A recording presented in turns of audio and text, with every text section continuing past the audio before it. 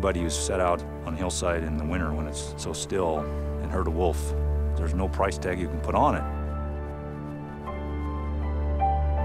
They'd empty their pockets to hear it again.